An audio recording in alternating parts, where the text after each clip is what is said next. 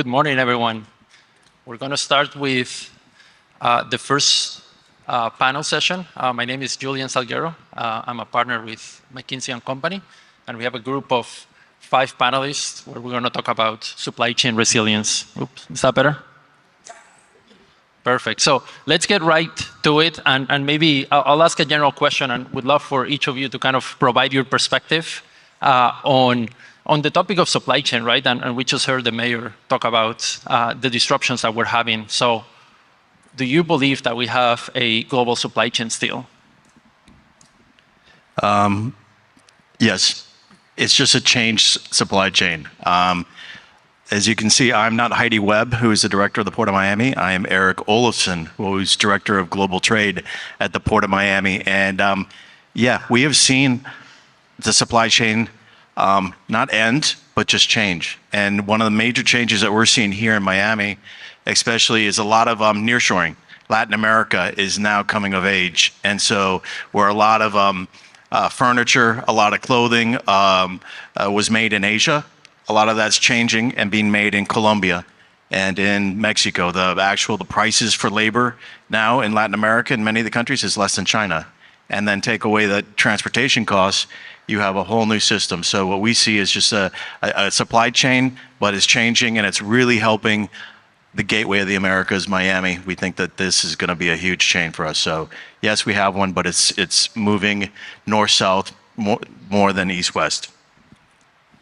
I'd agree with Eric, and to build on that, supply chain, when we think about it, it's really trade. And trade, much like water, flows the path of least resistance. And that's what it's doing. It's transforming, it's adapting, it's adjusting. We've seen a push or a move towards regionalization, which has benefited us here in Florida and in South Florida in particular. Regionalization into Latin America, which is the region that we kind of see ourselves as being part of, which tends to benefit us a lot more. But it has transformed, it has adjusted, it has adapted, and it's following the path of least resistance. And that's really, I think, what supply chains do, is just adapt and adjust. And in many parts, I think we can just also leverage or think about, the theme of the conference, investing in trust. Supply chains are also investing in trust, transparency, trust. Where can they go? Who are their trusted partners? And that's tied to resistance or least resistance, is finding those partnerships, finding that least resistance, finding trust. I would agree with my counterparts here. Certainly, we definitely still have a supply chain. We're seeing many of our issues related to the supply chain bottlenecks. It surrounds labor. Certainly, there's raw materials and such that are difficult to source, but labor issues around the world are primarily what's causing much of what we're experiencing today. Evidence of us still having a supply chain is a labor strike in Germany would have a significant impact on us here because of the transshipment that comes through Germany to the United States, and of course to Florida, and of course so many other examples of that elsewhere. So I think the challenges that we've experienced over the past few years have certainly really enhanced the adaptability and the resiliency of our companies, not here in Florida and beyond. It's forced us to get more creative, both on the public side and the private side. And Florida, I believe, has benefited very much so because of what has happened, because we have options. So it's a unique environment, an ever-changing environment, but we've proven that we can adapt and respond quickly. I think that, yes, we do have a global supply chain. And for those who don't know me, I'm the founder of a company called EV Technology Group, and we make primarily the Minimoog, some of which you've maybe seen driving around in Miami. And over the past sort of year or so, one thing that has gotten, at least in my mind, is that where I think about global supply chain, I also increasingly think about global supply chain risk. We got a lot of our parts, for example, from China, and it's you're dealing with partners that are good in nature, but you also have a government, for example, in China that is very unreliable. And I think we're talking here today about investing in trust, but it's also very much investing your trust with whom.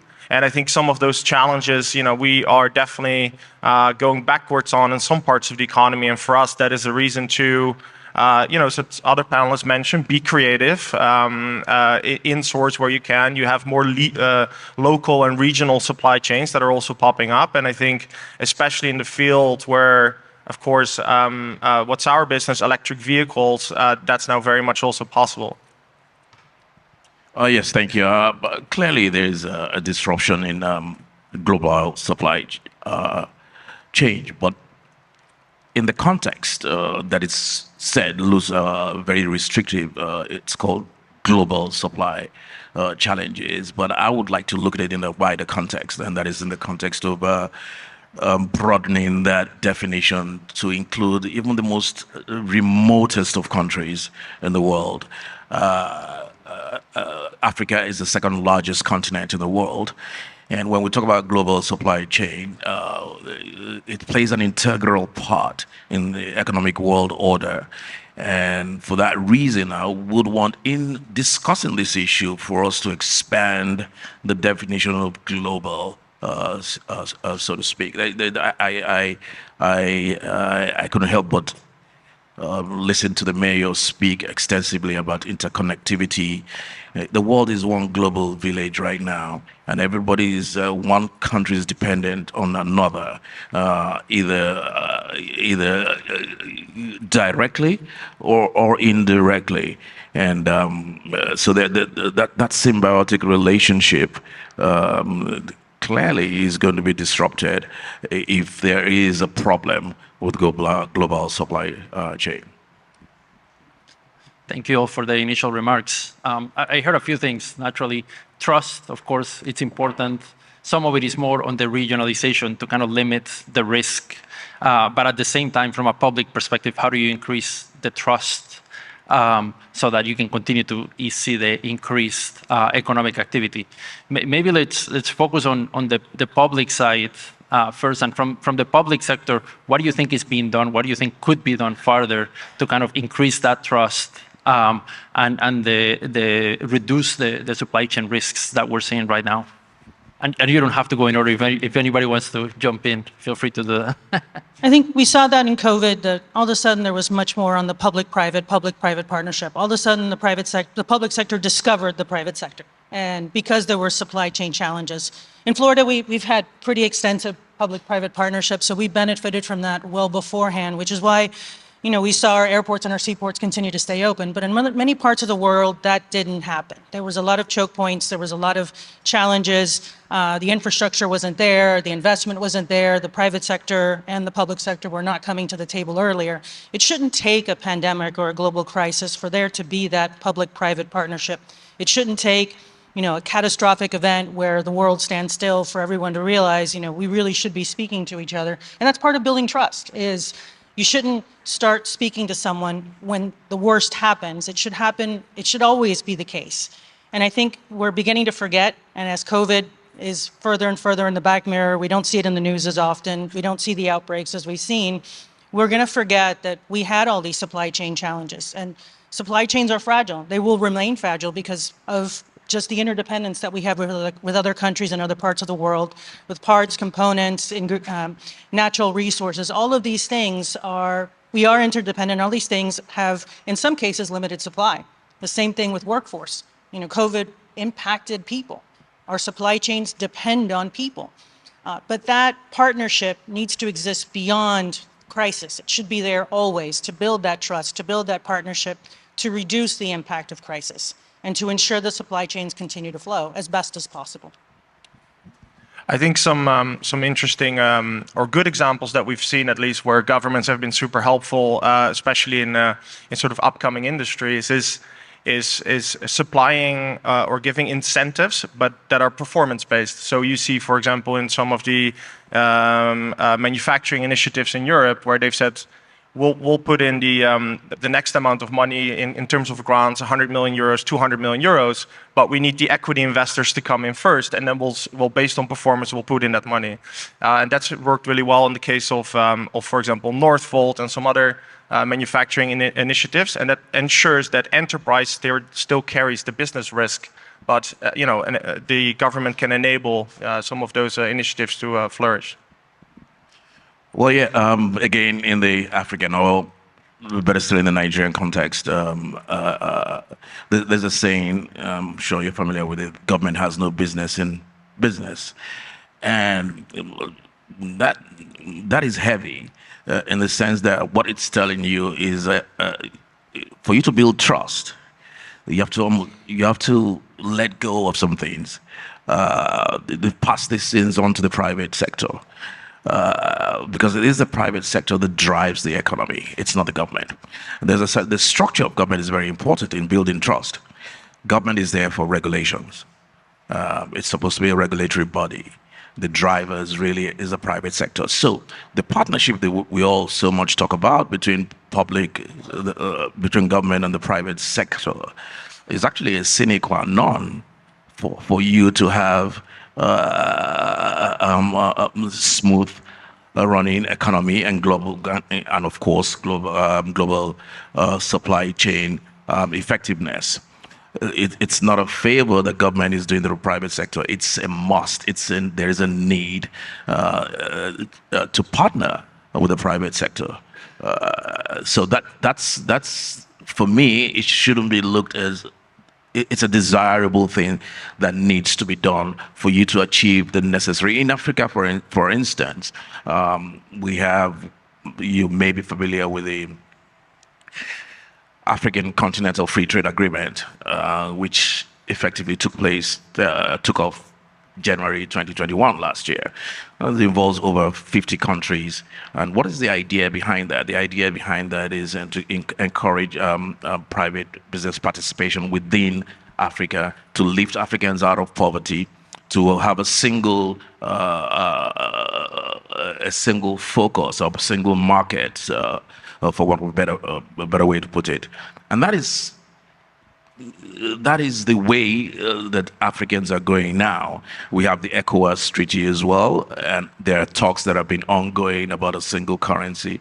And these are areas that I believe governments all over the world should look at. Expanding the horizon, bringing in the private sector, reducing the size of government, which we're also looking at in Nigeria. Big government is no longer fashionable. Reducing the size of government, therefore opening up the market for the private sector and foreign direct investment. Go ahead. I would like to say that I think the partnership is really most important in building the trust. When I first came to the Port of Miami, we would only talk about that we were the deepest port south of Norfolk to get the bigger ships in, and that we had so many cranes and the rail capacity, and we weren't thinking about the product needing to get into the hinterland, and we weren't really talking with other than the ocean carriers, with the private sector on what Miami could be. And from my colleagues' remarks on Africa, we went with Enterprise Florida on a trade mission to Africa. We went to Morocco. And we have always sponsored Africando, which is an effort every year here in Miami-Dade County to promote trade between Africa and Miami-Dade County. And we didn't give up. We talked to the private sector. We went on trade missions. And 2 weeks after Africando, Port Miami welcomed its first African service on CMA CGM that's coming in from the Med. It's stopping in Tangier Med, where we'd actually planted the seed years ago. And now we have the ability for transshipment into Africa. The same goes to Latin America. We just took a trade mission with EFI to Panama, made some very big connections, and now 2 major ocean carriers are working on feeder services to Miami. So it takes partnerships, it takes getting that trust, letting them know what are your problems, what do you need here in Miami, working with the World Trade Center, working with the Secretary of Commerce's office, and just building those partnerships. And in fact, we're working with the realtors. I'm glad to see that the realtors are a sponsor here. We're hosting about 10 Brazilian exporters of coffee. Miami is one of 6 ports in the world that can actually be on the coffee exchange and import coffee and trade, but we are not actively promoting the coffee, so the realtors are helping us. So it's those partnerships, it's building the trust outside of the usual suspects, and working together with the state of Florida. I think I will have to give kudos to our governor working with our mayor and working with our commissioners on these trade missions to make sure that we bring in new products and actually expand the trade. We had our second best year ever at the Port of Miami last year, and it's because of working together on that. Thank you, Eric. Go ahead, Laura. I guess I can round this out, actually. You teed it all up perfectly for me. So here in Florida, our Department of Commerce was converted in 1996 to a public-private partnership, which is Enterprise Florida, which is what I lead now and what Bill Johnson had led, several years back. So had the foresight, our leadership had the foresight back in the day to bring in the private sector, to have that collaboration, to work with all of our partners, both public and private, to advance Florida to where it is today. So, it is a marathon effort to lead the way we have been, and we're really starting to see the fruits of our labor of many years. So it's been a wonderful model. Florida was the first to do it in the United States, and other states in the nation have copied that formula since. So I encourage anyone to investigate that if that's something that your respective countries would consider, because it works, and it works very well. Government should not be the one driving the bus when it comes to business, driving business to the state and increasing business activity here in the state. It should be the private sector, and I'm all for it. It's wonderful. Awesome, thank you. So again, a few themes, right? I think the biggest thing is partnerships, from what I hear. How do you actually create partnerships? The second one is being meaningful around what are the potential opportunities that the public sector can bring. And then, Wouter, you mentioned incentives, right? But making sure that they're performance-based, not just go on and receive certain money to invest. So that's from the public sector, right? And Laura, you mentioned a bit more from also, if we switch it, and if you're in the private sector, how do you take advantage of these opportunities? What else can you do to make sure that you can drive the business and reduce the supply chain risk that we're currently seeing? Your private sector. Yeah. Well, what we've always done, at least in sort of our business models, and what I believe is that the business needs to be able to stand on its own. It needs to be viable on its own, and if that works, then you should go and look, how can I improve that? How can I accelerate that? How can I make that better? I think if your business model or your risk models, for that matter, don't work without that sort of intervention by government, or you rely on that, I think it's going to be very challenging, because you don't know, what party might change, where politics might go, or where industries might go. So I think it's not sustainable both for government, and it's not sustainable for the private sector as well. I think when I talked about incentives, this is not something good that happened, but it just does show that incentives are good. It pretty much, I don't know who followed it in the news, but it looks like British Volt, for example, is going into administration. And they had government funding to build a gigafactory in the north of the UK, producing batteries for the UK. But they couldn't get their private business model to work. So the business model fell apart, and now it looks like it's gone into administration, which is kind of not good for that business, of course. But it shows that if that business model doesn't work, at least there weren't any government funds being spent on that project unnecessarily. And I think that has to really go hand in hand. I think one area, I'm not in private sector, but I think one area the private sector can actually play a role in encouraging government. Again, like I said, it has to be a symbiotic relationship. If you're in the private sector and you bring in foreign investment into, say, for Nigeria, for instance, we have what we call the local content laws in Nigeria. But many a times that's observed more in the bridge. You bring in your foreign investment, but you're not employing the locals. You're employing foreigners. That doesn't encourage government. In encouraging government, you get tax waivers. You're expected to do what we call also CSR, corporate social responsibilities, and which basically, tells government, okay, this is a serious private partner who wants to partner with government. He's providing employment for the people of Nigeria. He's bringing in investment. What can we do in return? We've got to pay back. So it's a cross-fertilization of benefits for both government and the investor. And if I may just very quickly address something, put something in context. When we discuss global chain supply, I've noticed that we're localizing, we're talking about Miami, Florida, and that's fantastic. But when you juxtapose that with when you're talking about Africa, Africa is a continent, it's not a country. So I think if we want to do it in terms of bilateral discussions, for instance, and without taking anything away from Morocco, which is a great country for investment, you have to look at the size of the market as well. If you want to penetrate Africa, I would say the first place you look at, just the same way people look at China, is Nigeria. If you're versatile with the size of its population, this is a country with about 250 million people. The sheer size of the country, the labor force, both in terms of skilled and unskilled, both in terms of cheap labor, the richness in both human and material resources, from gold to tin to iron to cotton to rubber to oil. That's a big market there that remains untapped in this one global village.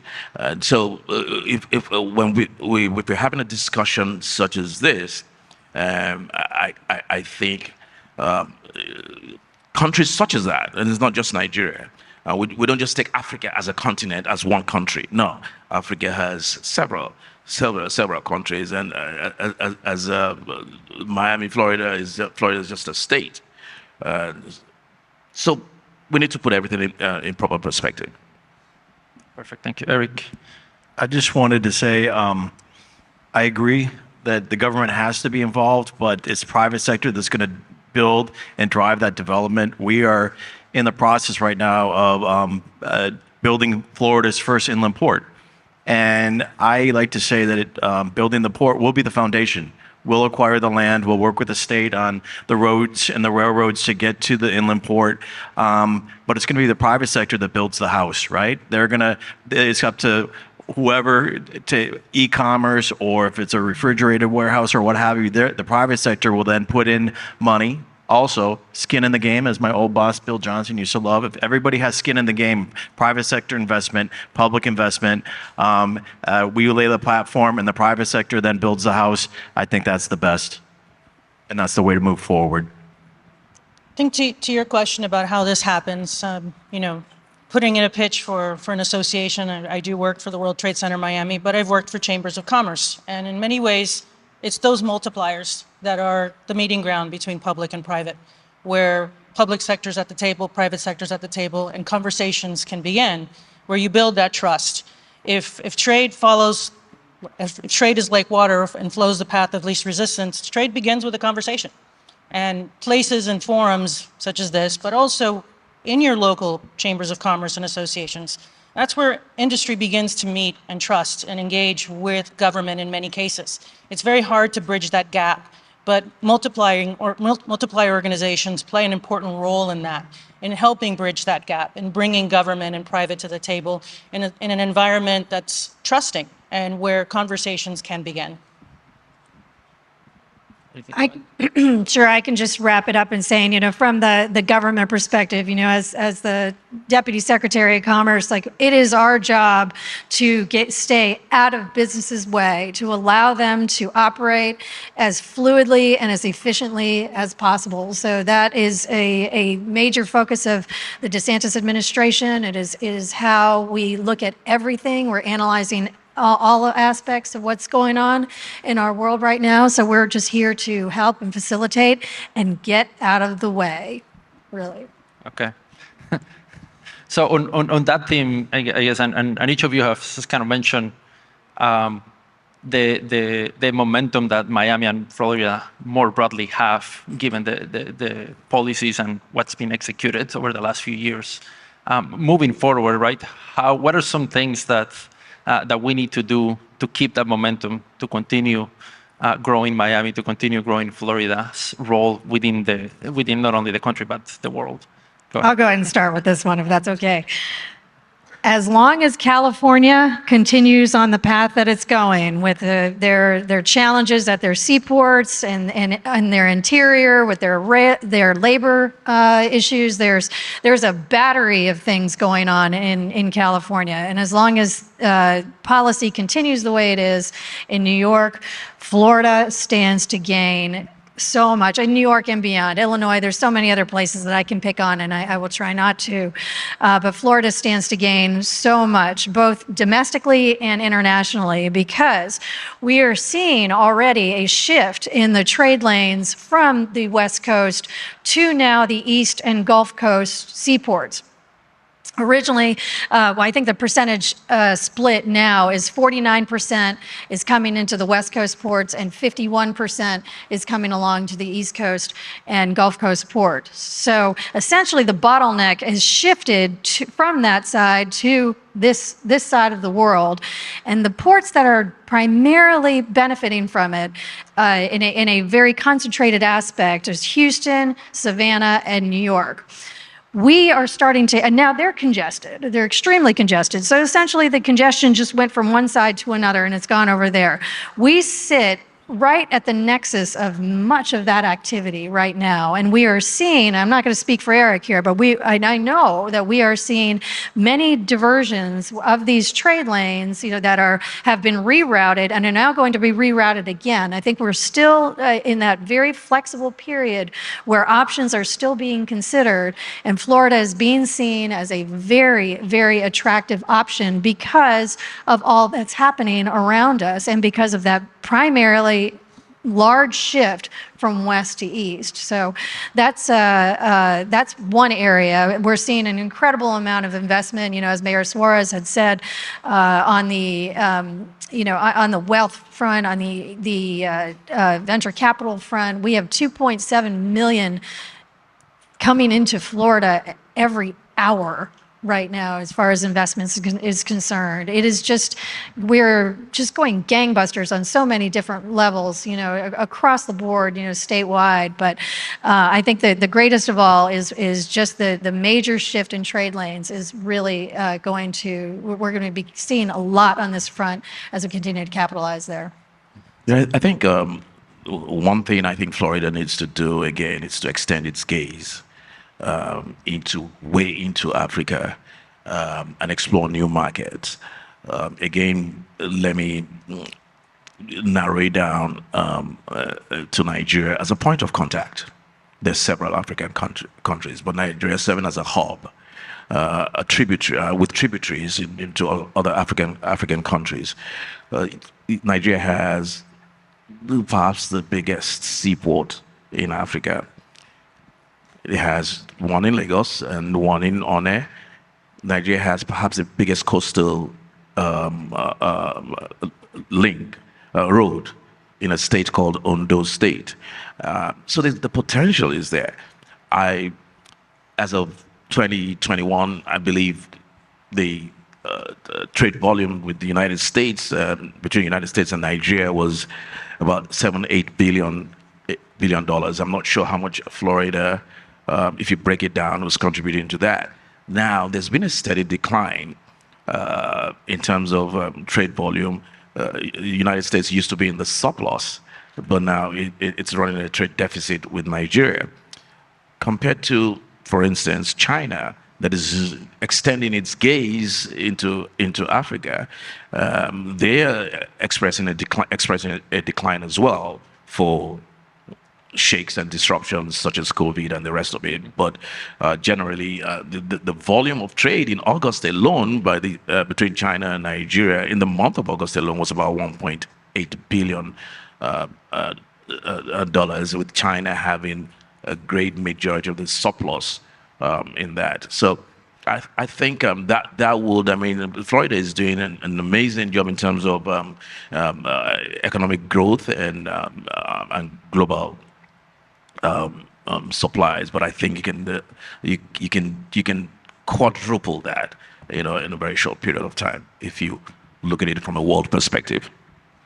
So building on Laura and touching a base on a little bit on Africa and beyond, expanding into our trade lanes, I think Florida is kind of a lesson for many other parts of the world that are struggling with supply chain challenges, attracting trade, growing their exports, and that for many years, and it took decades, it took a full decade, we've invested in infrastructure. Those supply chains didn't shift just because. We created an environment from a policy perspective, and you were part of that as a port director, and you saw that, partnering with the state and the private sector in building the right infrastructure to prepare us for those shifts. We saw the Panama Canal expansion, and we went into dredging a port to prepare for that. That's expensive, but it was a commitment and a partnership between the public sector and the private sector to build the infrastructure to help us once those supply chains began to shift. And they were going to shift just because of the challenges that were happening both at the border with Texas and Mexico, as well as the choke points in California.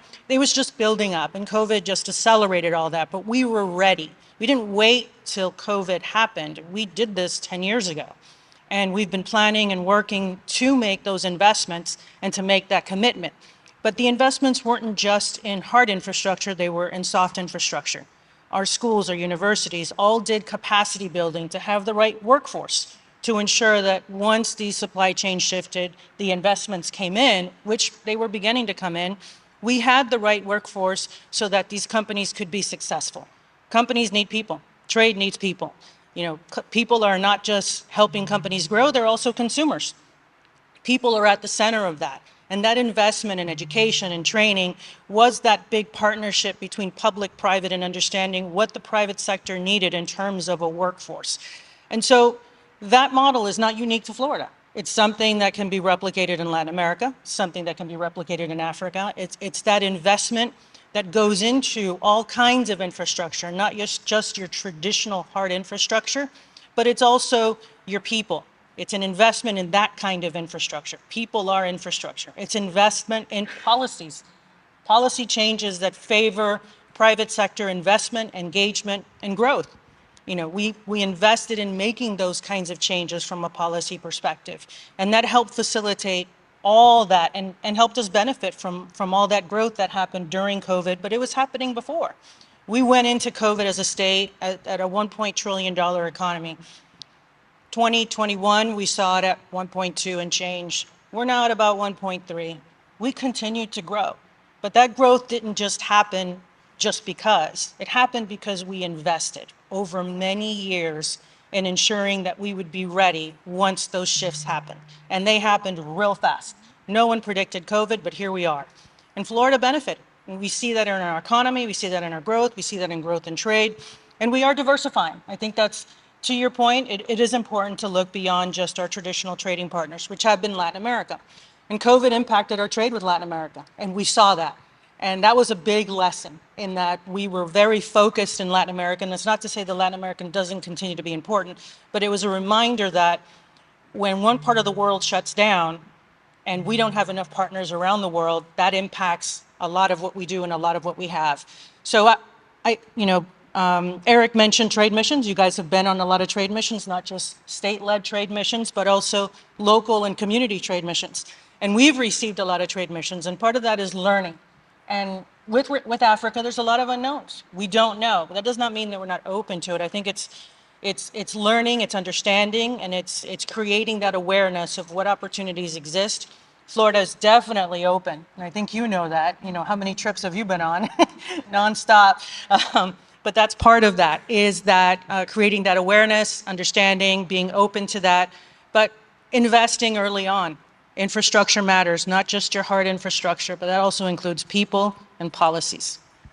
I think talking about diversification and sort of the softer, we also have to look at sort of the virtual or the sort of tech sector that's been developed. And you know, before EVTG, I started a company called SecFi in 2017, and we work with around 80% of all employees of US unicorns.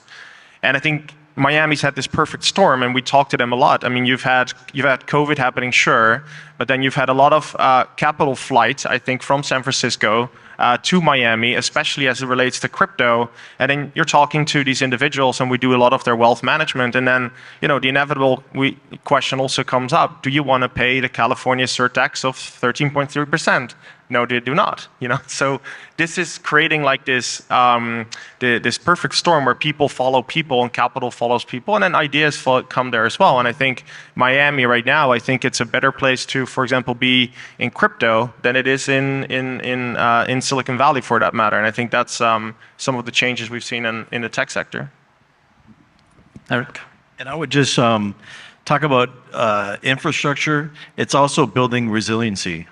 Every time you build infrastructure, whether it's new cranes that we get that are electric, Port Everglades has invested in new cranes that are more resilient and electric, and even the fact that we've had a couple ship upgrades where the Asian services have added additional cargo to come to Miami. The longer it stays on water, the actually better it is for the environment.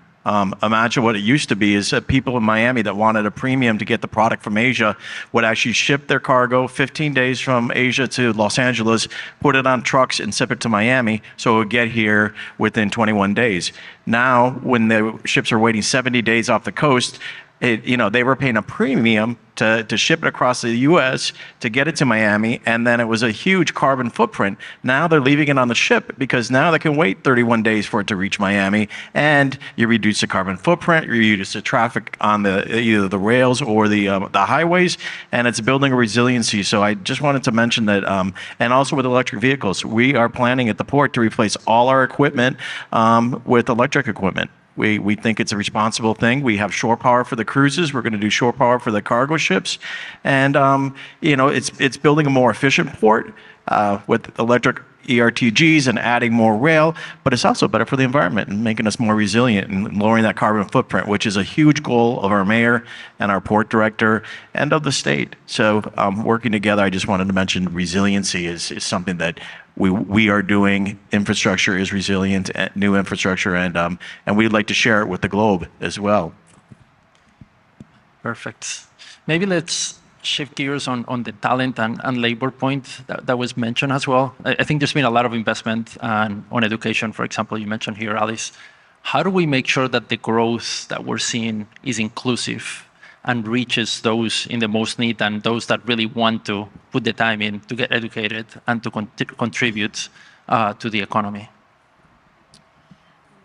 Sure. I can start on that front.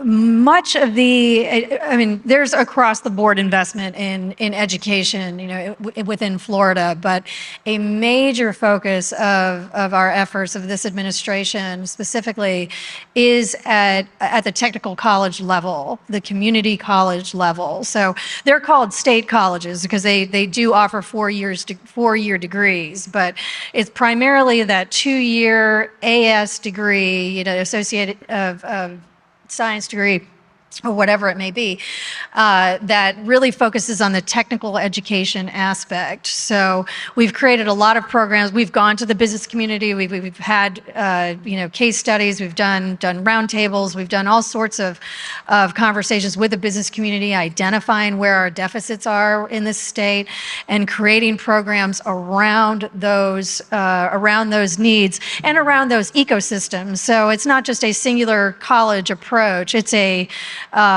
number of colleges that are involved in many of these initiatives, and in some cases they're entirely statewide. To trucking, for example, we have a CDL trucking program that is going to be launched throughout our state. So, and it's something that's easily replicated throughout, but it's a need. We are short on truck drivers. That's no secret. I think everybody can share in that issue. But it's really, again, drilling down to what are the ecosystems that we're trying to maintain and grow here. Aerospace being a big one of ours. So we just had Bombardier that had their ribbon cutting yesterday.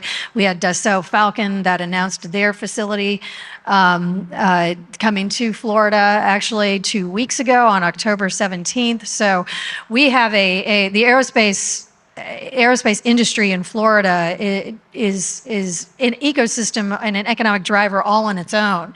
So it's us really drilling down to these specific areas and taking those needs and applying them to the resources that the colleges need in order to service those individuals. And they really capture all times, the spectrum of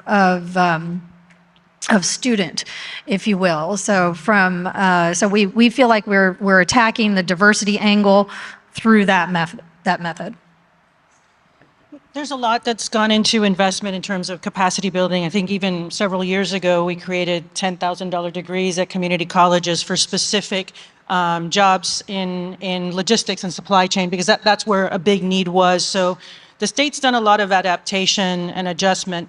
I sit on a couple of boards at university level, and one of the things that we raise to challenge schools, technical, community, state, et cetera, at every level, is that students don't understand what choices they make or what choices are available to them when they look at a career path. Logistics being one of them. You have all these strange names that come out of, the School of Engineering. That's already, oh my God, I have to know math to do logistics. That's not happening. And that offputs a lot of students that could potentially consider that career path. They just don't know what it means, and it's very confusing. And there's not a lot of understanding of what these degrees can offer. So part of the diversity issue is that, many of these communities have not had the opportunity to engage with private sector to understand what a path to success looks like. What schools do you need? What education do you need? Or what training do you need? Because sometimes it isn't a master's or a doctorate. Sometimes it is a technical college degree that can lead to a six-figure job. You have several of those at Port Miami that don't require higher education, but students don't know that. And so they make choices based on what they know. Everybody knows what an attorney is and what that path is. Everybody knows what a doctor is and what that path is. But jobs in the supply chain are very challenging. Many times you're in the room and there's not a lot of women. There's not a lot of minorities. There's a lot of the traditional, and that happens in engineering, that happens in other places, because there isn't that understanding of what that path is, leads to this job. I have to take these classes in order to get this degree, which these employers want. It's really, that part is missing. And for careers that are so, imagine 20, 30 years ago, what careers existed, you knew those names. We have brand new ones now. People don't understand what a path looks like in order to go into the right level of education, which could very well be just technical education, not requiring a significant investment, just training. And yeah. I would also say partnering with the colleges for internships. 3 of the cargo development staff that I have working for me that have traveled internationally that are promoting trade right now started as interns, including one in this room is Nimrod Simeon here. If you could stand up, Nimrod. Where is he? Oh, there he is, right here. So Nimrod came to us as an intern from FIU.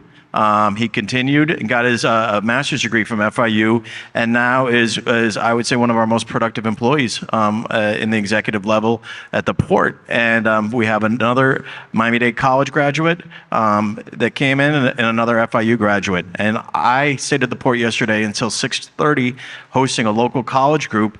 It's a master's class where they're trying to learn about port and logistics, and they're doing a capstone project. So we spent an hour question and answer about what we were planning to do with their net zero and an inland port and such, and then we took them on an hour-long tour of the port, including a meeting with the tunnel folks and a tour of the Virgin Terminal. So it's about getting them into your office, sponsoring those internships, because the internships turn to jobs, and those jobs are high-paying, are very rewarding. We wear a white hat here in Miami because at the port we produce jobs, and that makes everybody feel better, and it helps the economy. So I would just say that's part of the development that we work with, what Alice is mentioning with the universities, but bring them into the community and then hire them on.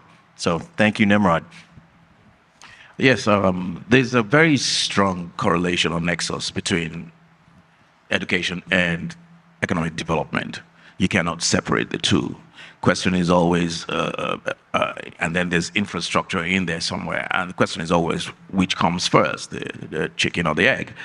In I preside over a House of Representatives in Nigeria, and we have made human capital development and education and fulcrum a major part of our legislative agenda.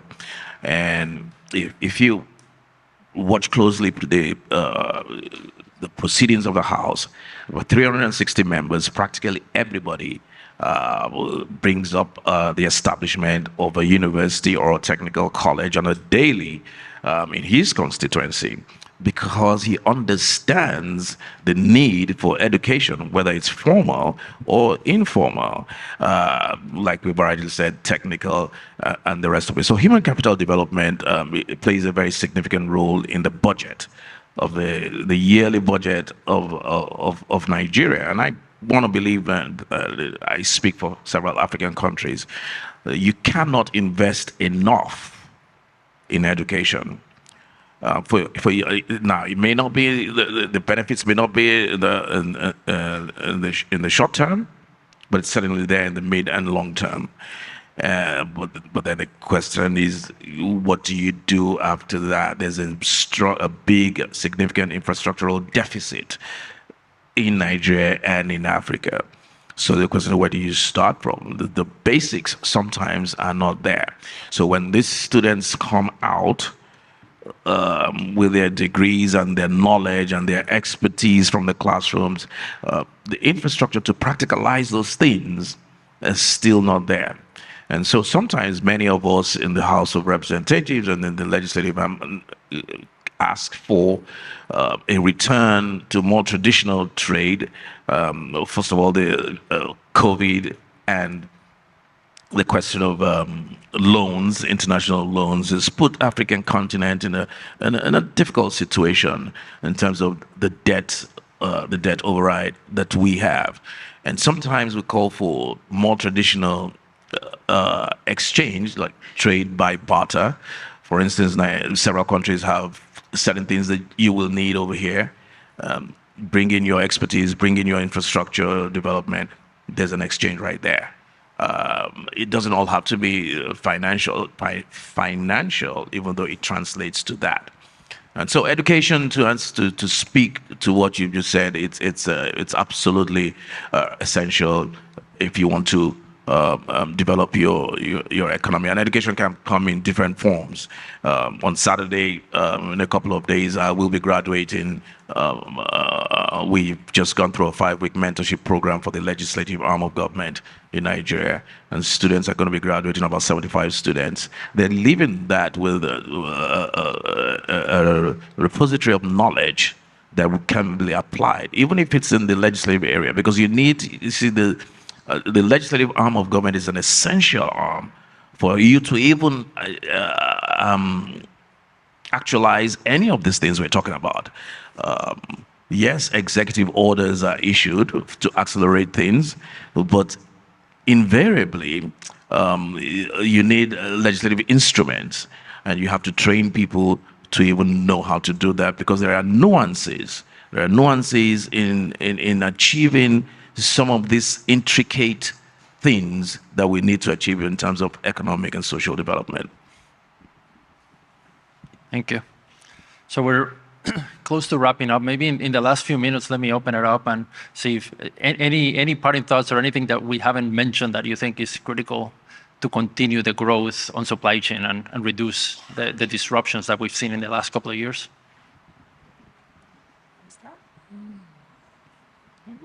I'm sorry, can you run that by me again? Just asking if you guys have any parting thoughts or things that we haven't discussed yet where you think that could unlock the growth or the continued growth in supply chain, right, and reduce the disruptions that we've seen. I think it's a fallacy to think that there's not going to be any more disruptions. There will always be disruptions, and preparing for those disruptions is really what we need to continue to do so. You know, we can't forget what just happened. And forgetting what just happened is kind of what we move forward, we move on. That's a great thing to do, sunny side up, you know, rainbow at the end of the pot of gold. But we can't forget that disruptions always happen. There will be another disruption. And if our supply chains are not resilient, if we don't invest in ensuring that we have the right infrastructure, people, actual physical infrastructure and policies, you know, we are doomed to repeat the same mistakes. And that happens. This is not the first time we've had a supply chain disruption. It's not going to be the last. And it's bound to happen. Diversifying who we trade with, learning and meeting new trade partners, and then helping each other. I think it is part of that push towards regionalism, looking towards our neighbors to see how do we invest in our supply chains means investing in our partners as well.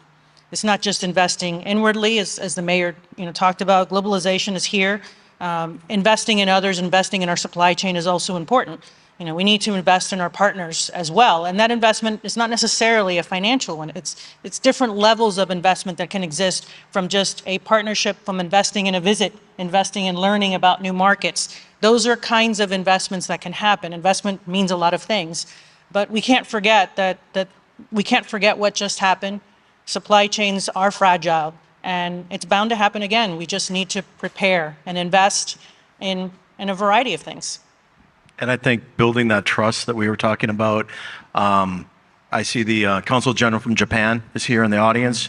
The state is sponsoring the Southeast United States Japan Alliance Conference in Orlando, and in 2 weeks, Port Miami will be there. I know Port Everglades and many of the ports will be there. World Trade Center, of course, will be there. And these are the continuation. These are markets that I don't know if everybody sees the Metro Rail. If you've been on it, those the cars are made by a Japanese company. There's about I would say about 500 Japanese companies that have headquarters or plants here in Florida. And so as China, as we move away from China, let's not move away from Asia. Look to new partners in Japan, look to new partners in Brazil, as we're doing with coffee, and look to new partners in Africa. Obviously that we have a brand new service coming in from the Med and Africa that comes to Miami and then goes to Mexico, which is also another key market, because 95% of all the Mexico cargo that comes into Florida comes in via truck. Imagine if you just got 20% of that to go via ocean, you'd meet 90% of your emissions changes. So those are things to look at. Look at those markets, speak to them. And I know Alice in the Florida Ports Council, which Laura ran a very successful port in northern Florida. We're looking to Mexico as well. So it's to identify those markets, identify those countries, identify those products. Flowers are coming in via ocean right now. They used to never come in via ocean. Blueberries used to have to fly. Now they come in with new technology via ocean. So there's new technologies. Look at the new markets, and it's the private sector is going to lead it. We can be kind of like I said again, the platform, but then work with the private sectors to get those commodities flowing. Laura, final thoughts? I think we're... Sure. What we're doing at the Enterprise Florida level and the Department of Commerce level is actually we're building out, in response to what is going on, we're building out our retention division, where we have a dedicated team solely responsible to speaking to our business community here and identifying issues before it's too late, before things get to a nuclear level. So it's, of course, there's only so much that you can do, but it's having that, very regular rapport, addressing their supply chain issues, understanding their import and export needs, just everything that could possibly, they need from an human infrastructure standpoint, from a supply chain standpoint, like you name it. So it is an effort and an investment that we are doing, and a largely big shift, because it's yes, you take care of your own when you're here, but that's actually the central core of economic development and growth is actually focusing on your companies that are here. So instead of those that you're trying to bring in. So that's the traditional thought as far as how you run things on an economic development level. So we're going towards our roots, and we're really dedicating a lot of our efforts and our personnel towards those companies that are here, so that we can help them and ensure that they can withstand any of the market forces that are coming at us, the black swans that are still out there and will continue to come at us. Thank you. So maybe just to wrap it up, very clear that we still have a global supply chain. There is different trends of regionalization, but it's a lot of opportunity to even increase interconnectedness. The public and private partnership is critical to continue to grow, with incentives, with clear milestones, investment in education to build the talent to be able to execute, everything that we're talking about is important. And then finally, like you guys mentioned at the end, it's not going to go away. We need to invest in risk, invest in the functions that are looking at what could happen, because the disruptions will continue to happen as we move forward. Thank you so much for your time. Really appreciate it, and great session.